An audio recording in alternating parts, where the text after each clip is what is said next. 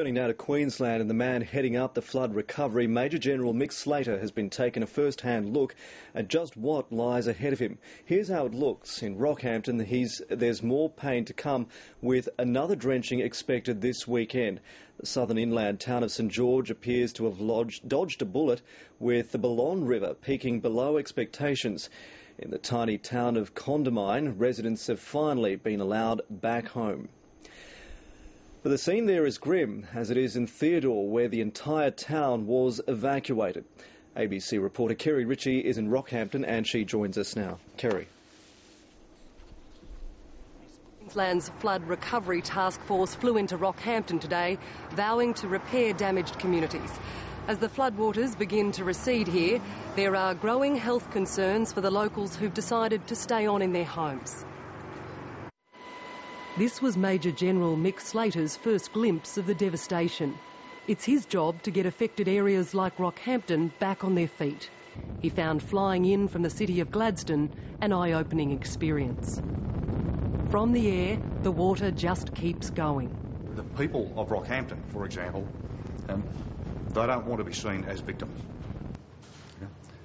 They are not victims. People in Rockhampton are hard-working Australians that have been dealt a pretty horrible blow. The Major General's visit was brief. He went to one flooded street, but he says he's in it for the long term. For me, it is about the future. For me, it is about people. It is not about the water. The visit may have been short, but the Mayor was satisfied. He says the task force needs to find solutions for the city's long-term problems, like the damaged airport and the ravaged roads. At this stage, my priority is to make sure our residences get back into their home.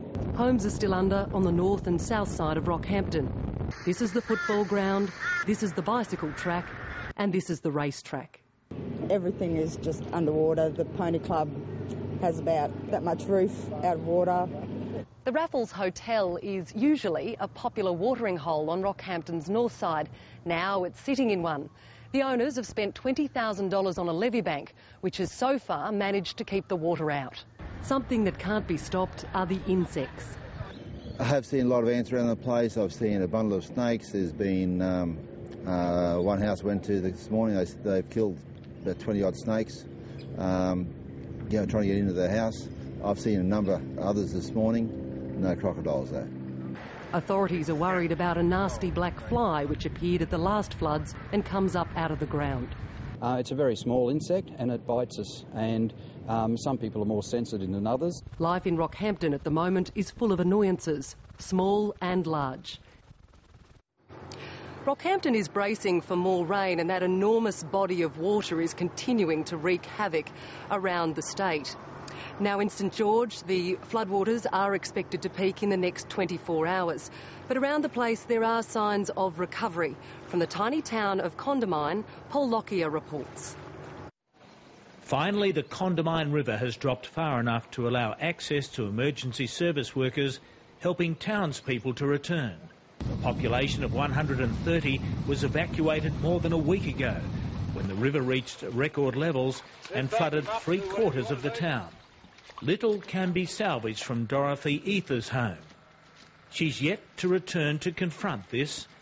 Her daughter-in-law, Sharon, is helping clean up. So, she just walked in and cried yesterday. This is it. Someone's life. There are concerns about the emotional fallout from the flood's damage.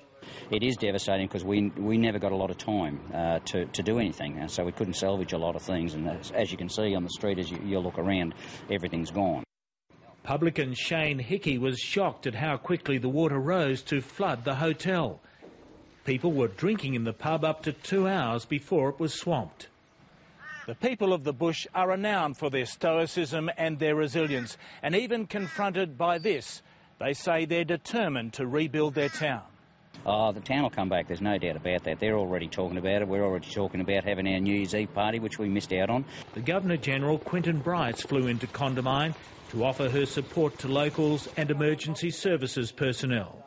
She is staggered by the size of the flood spreading across southeast Queensland. the enormity of it.